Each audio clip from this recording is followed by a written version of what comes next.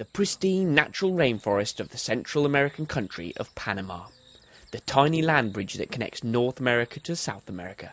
The biodiversity meeting here results in a dizzying array of wildlife. 904 different species of birds, 242 different species of reptile, and 86 species of animal that aren't found anywhere else in the world. But it's a vanishing landscape, and you have to go to ever-increasing lengths to witness it at first hand. After travelling for more than an hour and a half from the Pacific coast of Panama, research scientist Pedro Mendez and his assistant Alejandro Garrido are about to arrive at Coiba National Park. The largest island in Central America, it is more than 50 square miles of almost untouched tropical rainforest and has been a World Heritage Site since 2005. Okay, let's go. Pedro is here to monitor the island's population of howler monkeys, a species that is thought to be unique to the island. So if we are doing this every year, we have an idea how they are and what is the influence of the human in their conservation. It's gruelling work. Every day, in the extreme heat and humidity of the rainforest, Pedro and Alejandro hike roughly 1 kilometre from their landing area into the jungle, up to the highest point where they can set up their camp. And what we want to do is get the elevations and from our station start to recognize where are the places where there are groups of howlers. They normally howl in the morning to delimitate their territories, sub-territories they have, and in that way I can count how many groups they are. And every morning, like clockwork, the dense jungle comes alive with the eerie calls of these rare monkeys.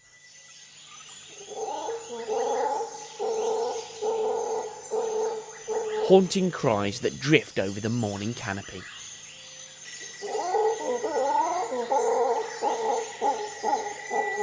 But below, in the overgrown mesh of vegetation, the island hides some genuinely disturbing ghosts of the past. There was once a prison on Coiba, and during the reign of Panama's authoritarian dictator Manuel Noriega, it was a feared place with a reputation for brutal conditions and executions.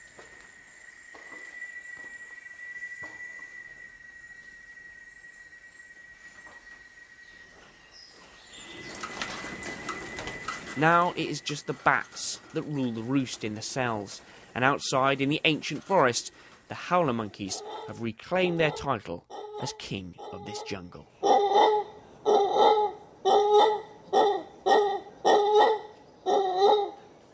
On the mainland, sadly, it is a very different situation. The Azuro Peninsula is almost completely deforested, and its indigenous species, the Azuro howler monkey, is critically endangered. The people started since 1521 to bring cows to this area in Panama because the landscape is so flat and the area is good to do farming activities and cattle ranches. So they exploded the land, and but we still have some biodiversity here. To try and stem the tide, Pedro works with local volunteers like Urelis Gonzalez, a biology teacher who is keeping an eye on the monkey populations in her area and trying to persuade local farmers to use environmentally friendly techniques. Here is a good example of the fences that the people are using.